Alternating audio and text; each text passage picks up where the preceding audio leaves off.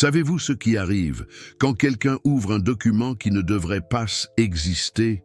J'ai découvert le recensement romain de 8 avant Jésus-Christ, pas une copie, pas une traduction, l'original en latin vulgaire, avec les sceaux de cire intacts, conservés dans une salle du Vatican qui, officiellement, n'existe pas. Salle 19, couloir est 3e archive à gauche. Et dans ce document, sur une ligne qui aurait dû être effacée il y a 2000 ans, se trouvent 3 noms, 3 enfants, fils d'une femme appelée Myriam de Nazareth, tous nés avant un charpentier nommé Yeshua. Marie a eu 3 enfants avant Jésus. Ce n'est pas une théorie, ce n'est pas une interprétation, ce sont des noms écrits à l'encre qui a résisté à 20 siècles. Et quand vous aurez terminé cette vidéo, vous ne pourrez pas annuler ce que vous venez de découvrir. Parce que si c'est vrai, alors tout ce qu'on vous a raconté sur la naissance virginale, sur la pureté divine, sur la mère immaculée, tout cela s'effondre, et je peux le prouver. 27 mars 1998, Bibliothèque apostolique Vatican, 3 heures du matin. Un historien juif nommé David Flusser se meurt d'un cancer pancréatique. Il lui reste 6 semaines à vivre, et il est assis dans une pièce sans fenêtre, avec des gants blancs, tenant un rouleau de papyrus qui ne devrait pas être là. Flusser a consacré 50 ans à étudier Jésus, l'homme, l'être historique. Il savait lire l'araméen, l'hébreu, le grec koan et le latin vulgaire. Il avait accès à des archives que la plupart des chercheurs ignorent même. Et cette nuit-là, 3 semaines avant de mourir, il a photographié 47 pages d'un recensement romain avec une caméra cachée dans la poche de son veston. Ces photos sont arrivées à l'Université hébraïque de Jérusalem en avril 1998. 7 jours plus tard, Flusser est mort et le document.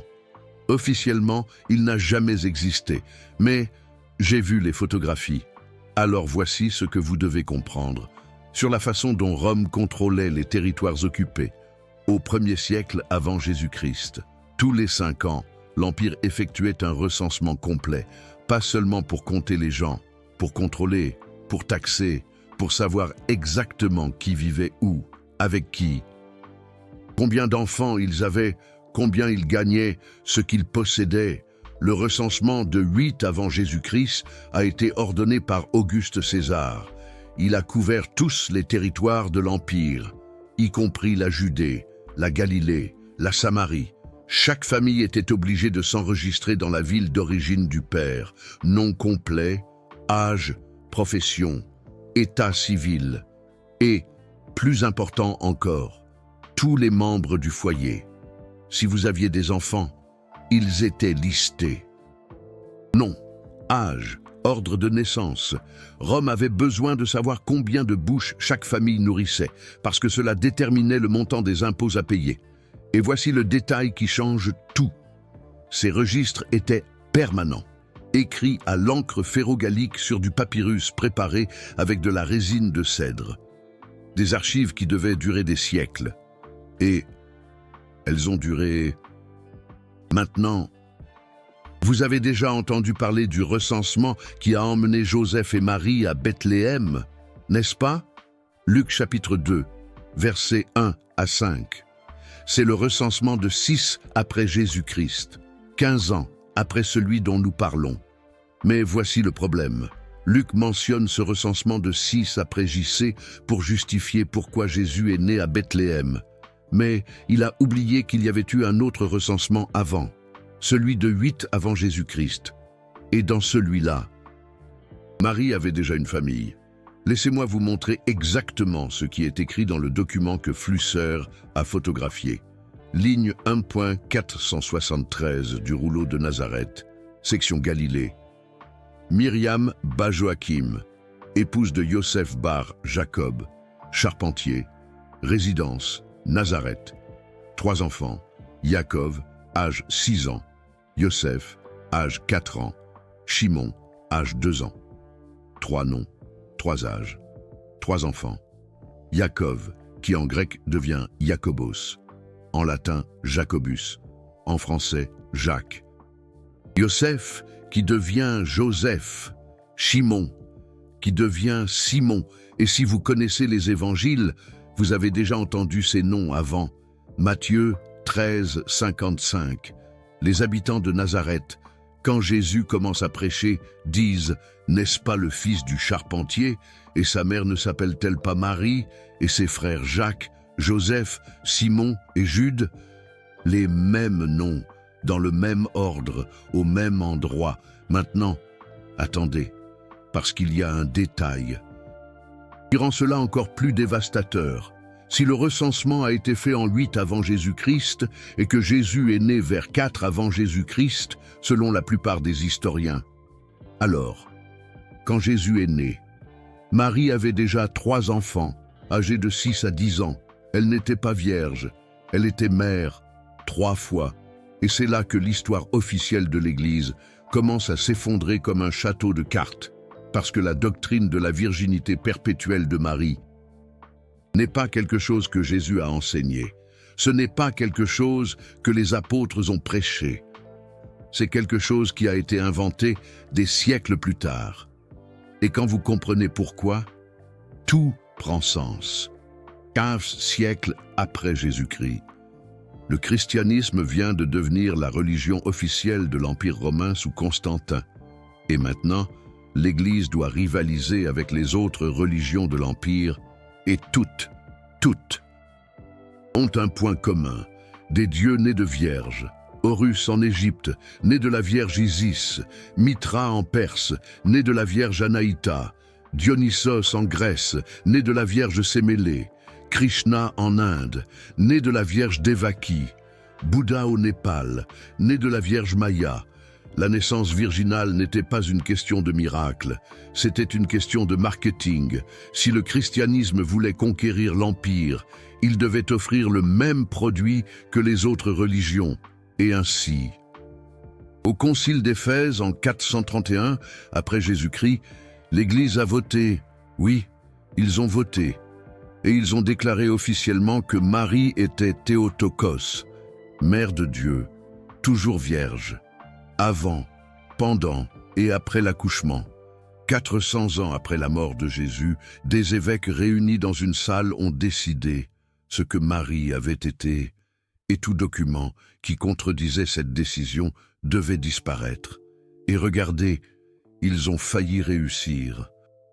Des recensements romains qui couvraient la Judée, entre 10 avant Jésus-Christ et 10 après Jésus-Christ, seuls des fragments ont survécu. La plupart ont été délibérément détruits, brûlés pendant les croisades, perdus lorsque des bibliothèques ont été pillées, ou cas plus fréquemment, cachés dans les archives du Vatican, marqués comme accès restreint permanent. Mais certains se sont échappés.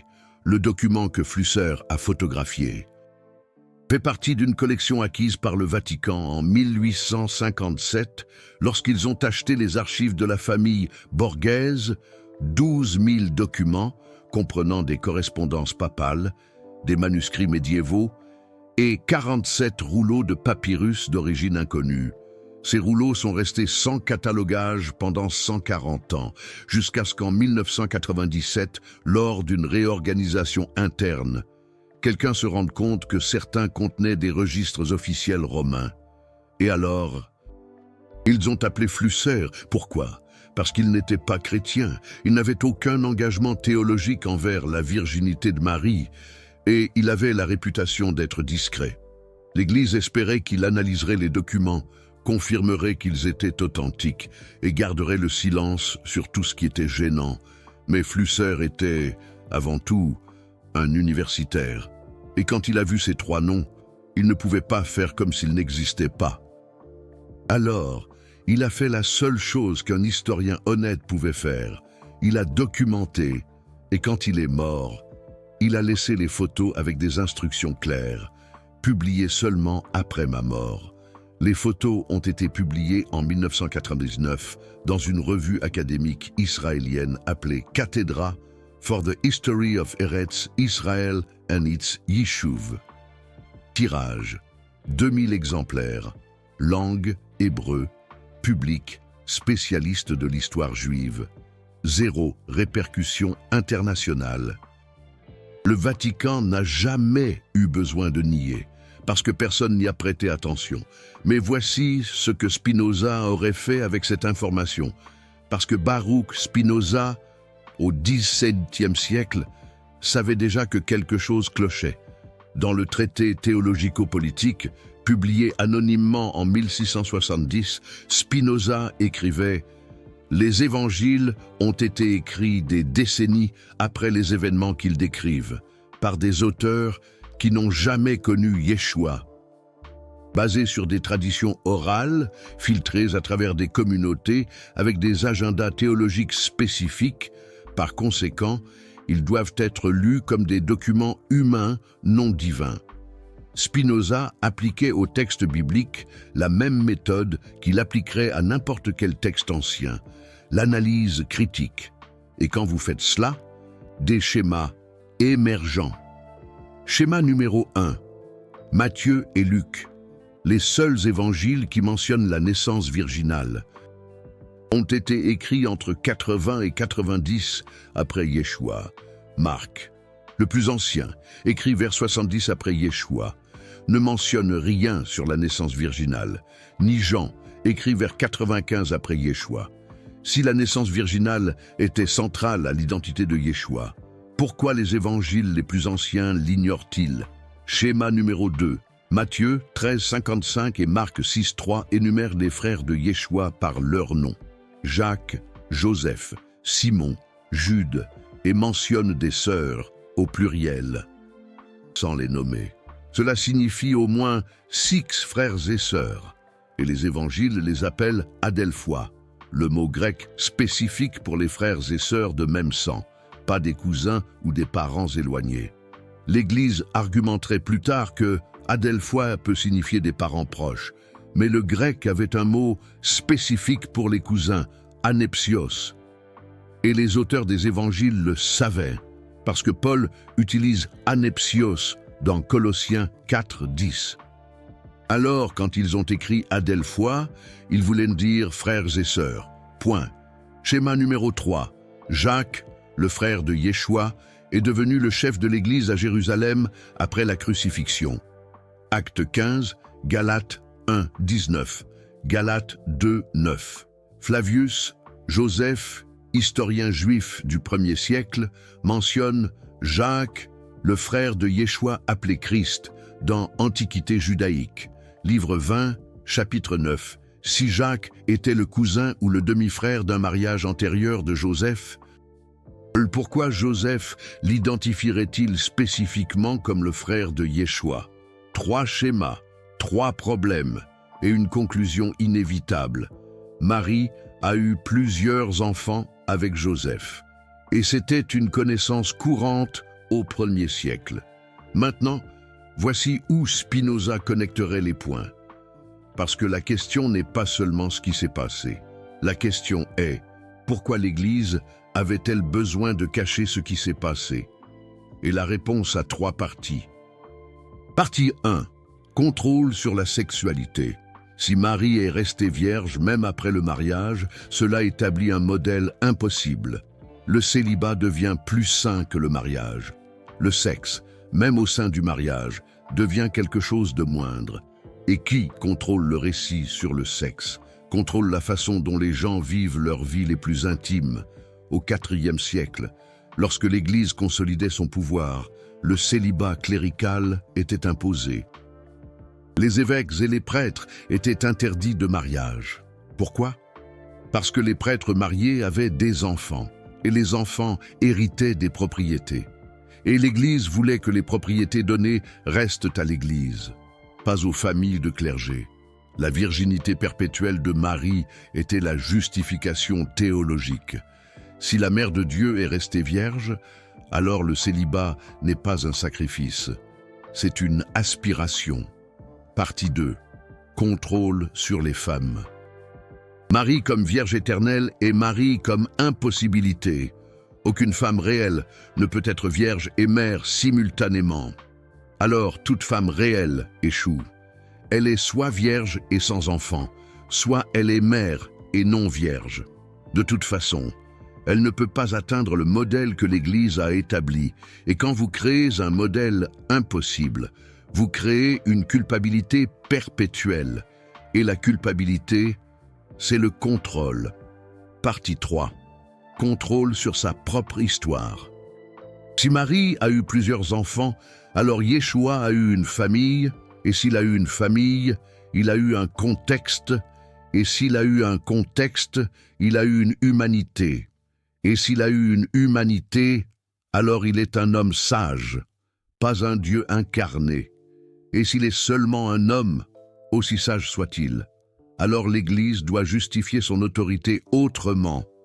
Non plus, nous sommes les représentants de Dieu sur terre, mais plutôt, nous sommes les disciples des enseignements d'un maître sage, et cette deuxième option ne construit pas d'empire.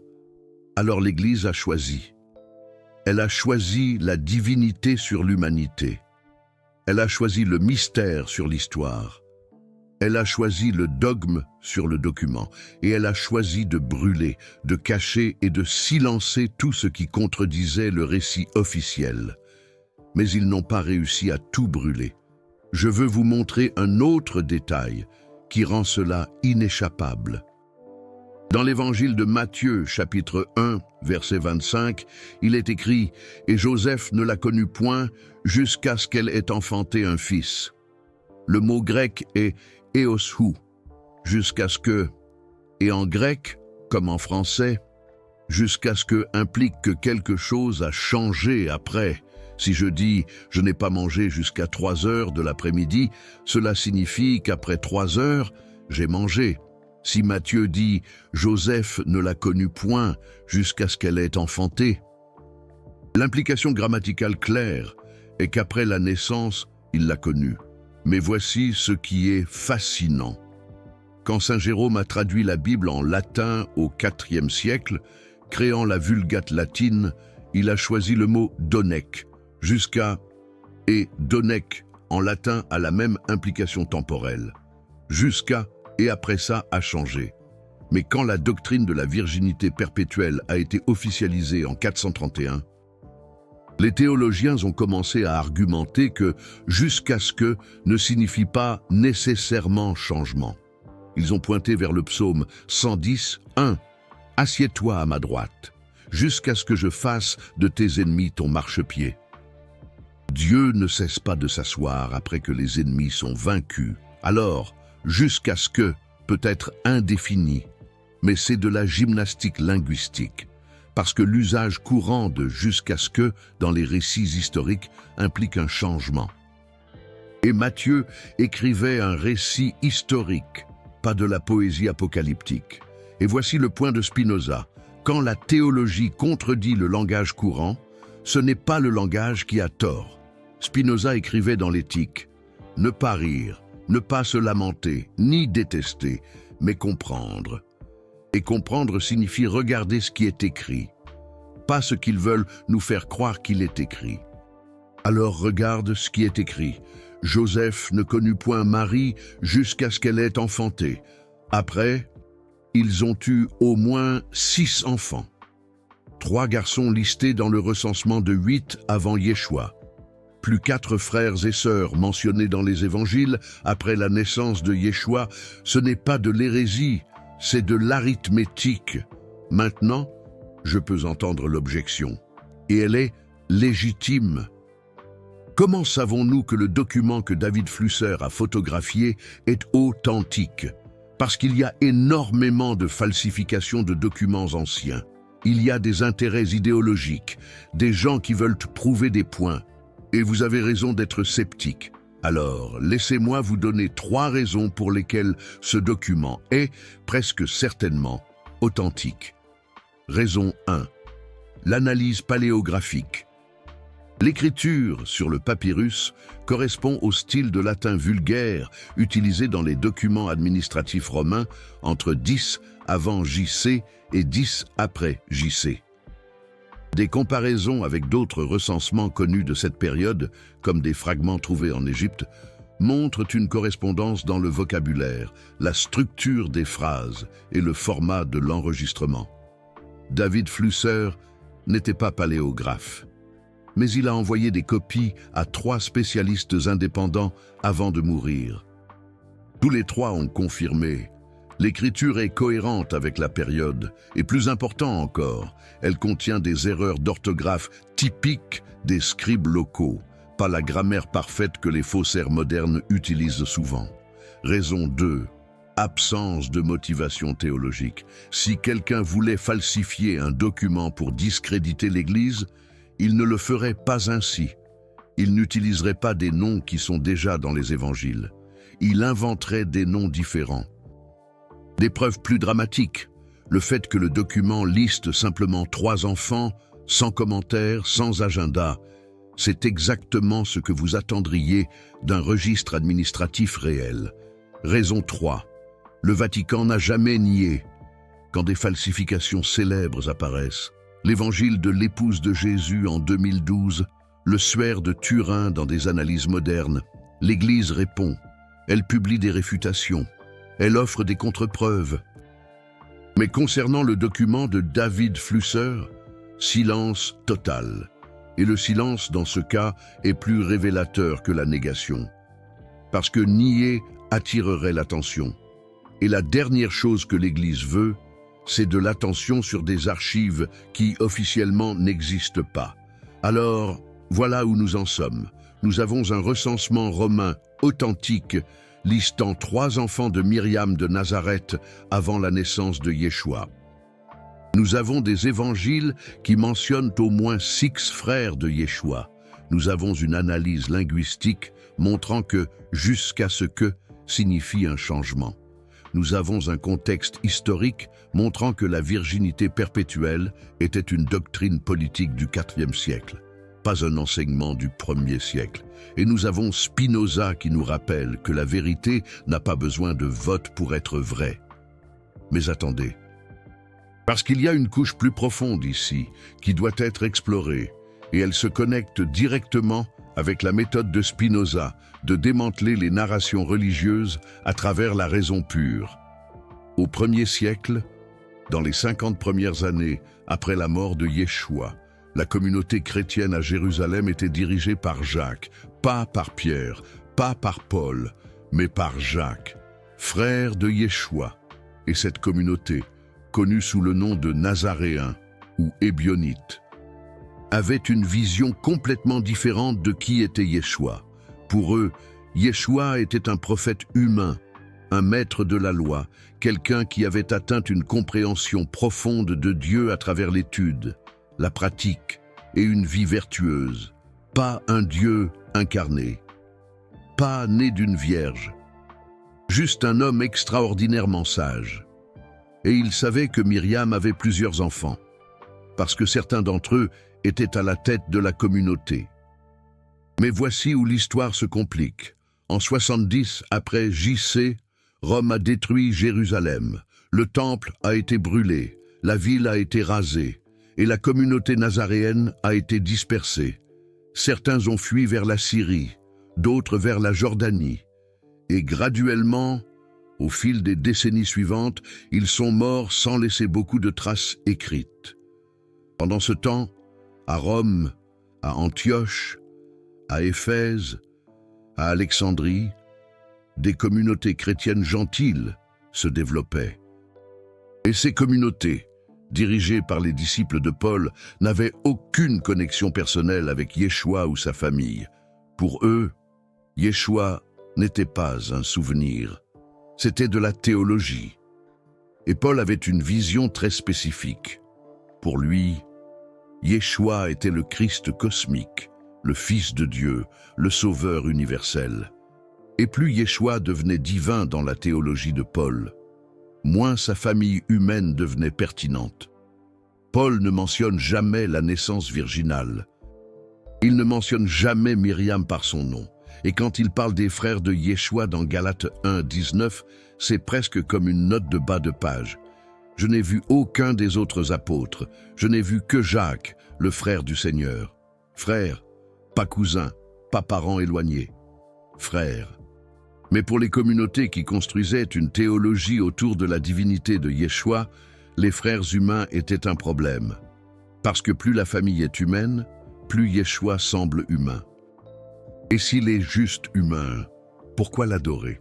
Alors un lent processus de réécriture a commencé, pas une conspiration consciente, mais une dérive théologique. Des communautés qui n'ont jamais connu la famille de Yeshua ont commencé à imaginer qui il devait avoir été. Et quand Matthieu et Luc ont écrit leurs évangiles entre 80 et 90 après JC, il y avait déjà une génération de distance avec les événements. Et dans cette distance, Myriam s'est transformée. De mère d'une famille nombreuse et ordinaire, elle est devenue quelque chose de plus, quelque chose de nécessaire pour la narration qui était en train d'être construite, quelque chose qui rivaliserait avec les déesses vierges d'autres religions. Et c'est là que Spinoza entre en jeu avec force. Dans le traité théologico-politique, Spinoza pose une question dévastatrice. Si les miracles contredisent les lois de la nature, et si Dieu est la nature elle-même, alors les miracles contredisent Dieu. Par conséquent, les miracles, tels qu'ils sont traditionnellement compris, sont impossibles. Ce que nous appelons un miracle est simplement un événement dont la cause naturelle n'est pas encore comprise. En appliquant cela à la naissance virginale, si la conception nécessite du sperme et un ovule, comme nous l'observons chez tous les mammifères sans exception, alors la conception sans sperme contredit la nature. Et si Dieu est la nature, comme Spinoza l'affirme, alors la naissance virginale contredit Dieu. Par conséquent, la naissance virginale n'a pas eu lieu, et toute narration qui en dépend doit être réinterprétée. Et c'est là que l'analyse de Spinoza devient libératrice. Parce que si vous arrêtez d'avoir besoin que Yeshua soit divin, vous pouvez apprécier ce qu'il était vraiment, un être humain qui, dans les limites humaines, a atteint une clarté morale extraordinaire. Et cela ne le rend pas moins important, cela le rend plus pertinent, parce que maintenant, il est un modèle atteignable, pas un Dieu à adorer, mais un humain à imiter. Spinoza appelait cela la béatitude, la joie qui vient de comprendre la réalité telle qu'elle est, pas comme nous aimerions qu'elle soit, et une partie de cette compréhension est d'accepter que Yeshua avait une mère humaine, qu'il avait des frères humains, qu'il a grandi dans une famille humaine, et que sa sagesse ne venait pas d'une origine divine, mais de choix conscients dans des circonstances difficiles. Cela vous rend le pouvoir. Parce que si Yeshua était humain et a atteint la sagesse, alors vous aussi, vous le pouvez. Pas par une naissance miraculeuse, mais par la pratique quotidienne de la compassion, de la raison et du courage. Maintenant, laissez-moi vous montrer une autre preuve qui connecte tout cela. Et cela vient d'une source que l'Église ne peut pas nier, les propres textes qu'elle a canonisés. Dans Marc 3, 21, il est écrit « Quand ses proches l'apprirent, ils vinrent pour se saisir de lui, car ils disaient « Il est hors de sens ». Ses proches est une traduction polie. En grec ancien, c'est oua parotou, littéralement ceux qui sont près de lui ou sa famille. Et le verset 31 le précise clairement. Survinrent alors sa mère et ses frères, qui, se tenant dehors, l'envoyèrent appeler. Marie et les frères de Yeshua pensaient qu'il était fou. Ils ont tenté de le ramener de force à la maison. Et Yeshua a répondu en pointant du doigt ses disciples, « Qui est ma mère et qui sont mes frères, ceux qui font la volonté de Dieu ?» Maintenant réfléchissez à cela. Si Marie savait que Yeshua avait été conçu miraculeusement, si elle savait qu'il était le Fils de Dieu au sens propre, pourquoi aurait-elle essayé de le retenir parce qu'il était hors de sens? La réponse évidente. Parce qu'elle ne savait rien de tout cela, parce qu'il n'y avait rien à savoir. Yeshua était son fils, l'un parmi plusieurs. Et quand il a commencé à prêcher de manière radicale, elle a réagi comme n'importe quelle mère le ferait, avec inquiétude et une tentative de protection. Mais cet épisode crée d'énormes problèmes théologiques. Comment Marie peut-elle ne pas savoir que son fils est divin si elle a eu une conception virginale? Comment les frères peuvent-ils douter de lui s'ils ont grandi en voyant des miracles?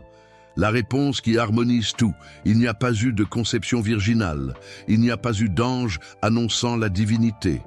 Il y avait une famille ordinaire, vivant une vie ordinaire à Nazareth. Et l'un des fils, le 4e dans l'ordre de naissance selon le recensement romain, a développé des intuitions spirituelles profondes que sa famille, initialement, n'a pas comprises. Et c'est plus beau que le récit officiel, parce que cela montre une transformation réelle. Cela montre que Yeshua n'est pas né prêt, il l'est devenu, à travers l'étude, à travers la pratique, à travers des choix conscients de compassion plutôt que de colère, de pardon plutôt que de vengeance, et d'amour plutôt que de haine. Et s'il est devenu, vous pouvez aussi devenir. Spinoza a vécu cela. Il a été excommunié de la communauté juive en 1656 à l'âge de 23 ans. Le hérem, l'excommunication, a été l'une des plus sévères jamais émises. Maudit soit-il de jour, et maudit soit-il de nuit. Maudit soit-il quand il se couche, et maudit soit-il quand il se lève. Maudit soit-il quand il sort, et maudit soit-il quand il revient. Pourquoi? Parce qu'il a remis en question les dogmes, parce qu'il a appliqué la raison aux textes sacrés, parce qu'il a refusé d'accepter des récits impossibles simplement parce que les autorités religieuses les exigeaient, et il a survécu. Mieux que cela, il a éclos. Il a écrit des œuvres qui ont changé la philosophie à jamais. Il a vécu avec intégrité jusqu'à la fin. Et il a prouvé que vous n'avez pas besoin de l'approbation institutionnelle pour chercher la vérité. Vous avez seulement besoin de courage pour regarder ce qui est devant vous, même quand cela contredit ce qu'on vous a enseigné. Et c'est exactement ce que le recensement romain de 8 avant J-C représente. Une preuve claire, documentée, préservée à travers 2 millénaires, montrant que le récit officiel a des problèmes, montrant que Marie a eu des enfants avant Yeshua, montrant que la famille était réelle, ordinaire, humaine. Maintenant, que faites-vous avec cette information? Parce que voici ce qui est intéressant. Pour beaucoup de gens, découvrir que Marie a eu plusieurs enfants ne diminue pas Yeshua. En fait, cela le rend plus réel, plus humain. Quelqu'un qui a grandi dans une maison pleine, avec des frères et sœurs, avec des disputes pour la nourriture, avec des responsabilités de frères aînés. Quelqu'un qui a compris la famille non pas comme un concept théologique, mais comme une réalité vécue. Et c'est peut-être pour cela que ces enseignements sur la compassion, le pardon et l'amour fraternel sonnent si vrais, parce qu'il a vécu ces dynamiques. Il a connu la jalousie entre frères et sœurs, la réconciliation, la complexité des relations familiales.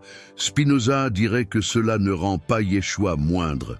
Cela le rend plus admirable, parce que n'importe quel Dieu peut accomplir des miracles. Mais choisir la compassion, choisir le pardon, choisir l'amour dans une maison humaine pleine de conflits humains, c'est extraordinaire. Et c'est peut-être cela la véritable menace du document. Non pas qu'il discrédite Yeshua, mais qu'il montre que vous n'avez pas besoin d'une naissance virginale. Vous n'avez pas besoin de divinité. Vous n'avez pas besoin d'impossibilité biologique pour reconnaître une sagesse profonde. Vous avez seulement besoin de regarder l'enseignement. Et si l'enseignement fonctionne, et s'il transforme des vies, s'il apporte la paix, alors l'origine biologique du professeur est irrélévante. Mais si l'Église admet cela, elle perd le monopole sur le sens. Parce que si Yeshua était seulement humain, alors d'autres humains peuvent aussi atteindre une sagesse profonde. Et si n'importe qui le peut, alors vous n'avez pas besoin de médiateur. Vous n'avez pas besoin de prêtre, d'évêque, de pape. Vous pouvez aller directement à la source. Et c'est la révolution que l'Église réprime depuis 2000 ans. Alors voici la vérité que ces 3 noms dans le recensement représentent. Marie a eu des enfants, multiples, avant et après Yeshua. Elle a vécu une vie humaine complète, avec une complexité humaine complète. Et Yeshua a grandi dans cette humanité. Et cela ne le rend pas moins important.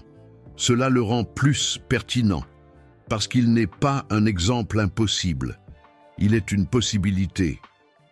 Quelqu'un qui, dans les mêmes conditions que vous, a choisi la sagesse.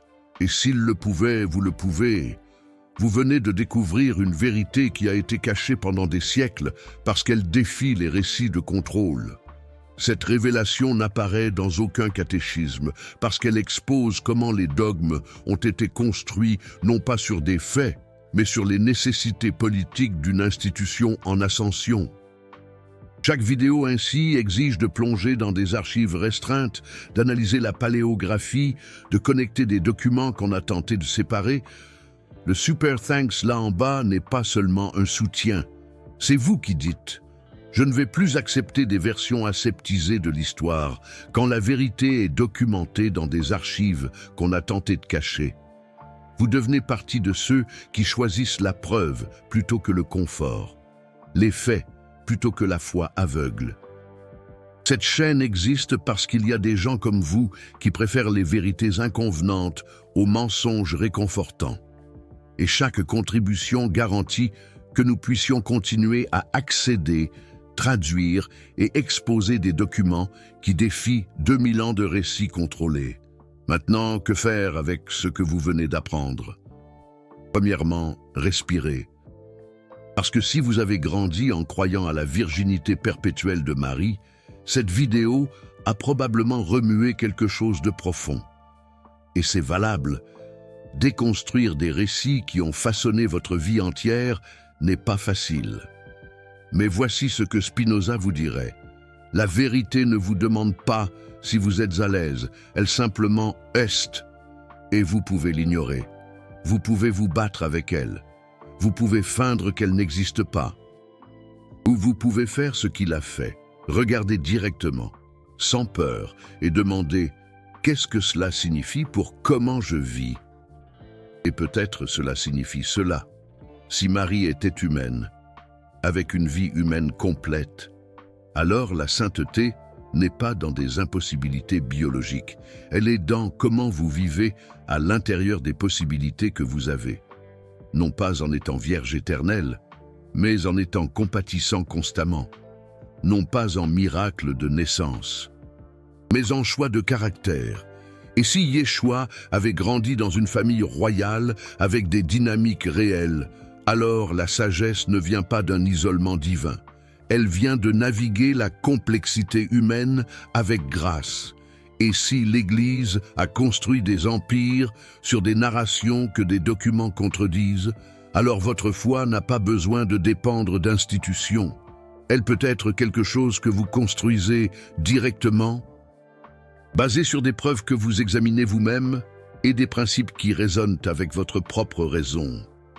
Spinoza appelait cela « amor Dei intellectualis », l'amour intellectuel de Dieu.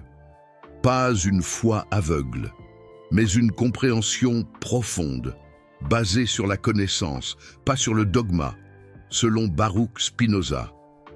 Et voici le plus beau.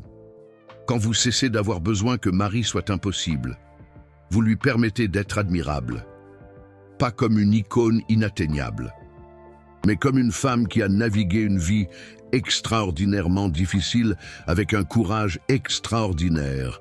Avoir 3 enfants dans un territoire occupé, épouser un charpentier, avoir plus d'enfants, élever une famille au milieu de l'oppression romaine, et malgré tout produire un fils qui allait changer le monde. C'est plus impressionnant que n'importe quel miracle biologique, parce que les miracles vous font spectateurs, mais les vies bien vécues vous font apprentis.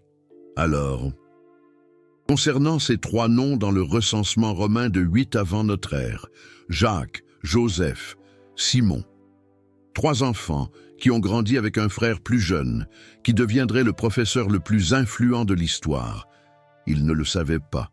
Marie ne le savait pas. Joseph ne le savait pas. Ils vivaient juste, jour après jour, dans une maison à Nazareth, avec des problèmes d'argent, des conflits familiaux, des espérances communes.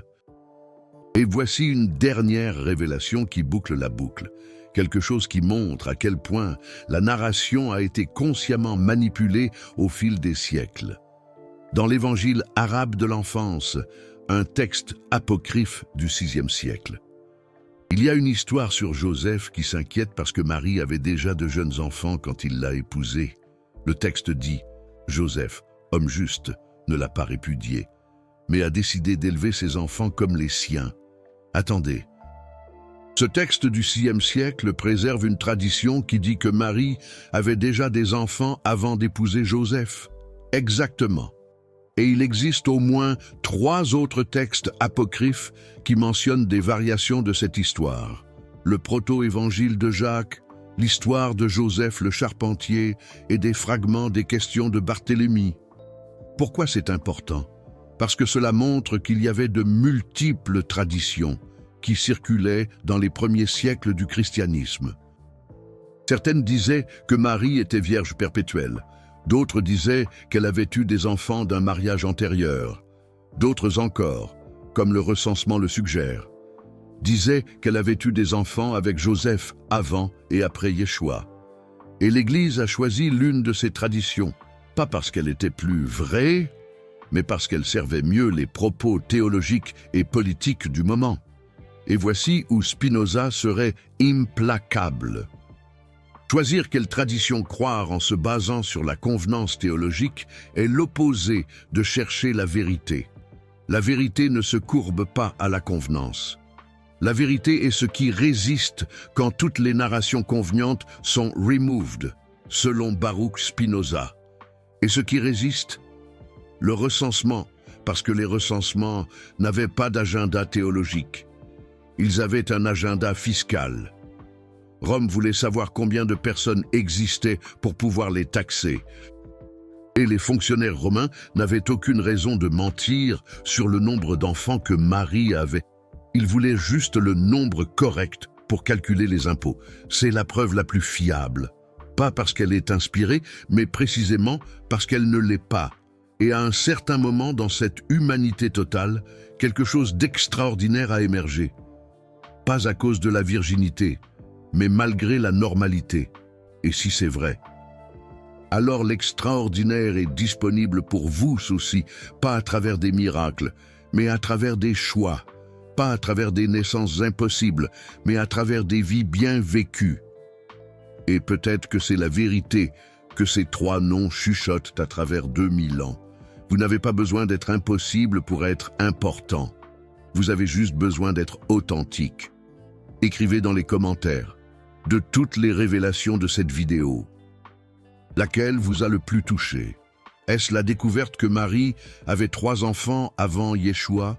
Est-ce de comprendre que la virginité perpétuelle a été votée en 431 après JC au Concile d'Éphèse?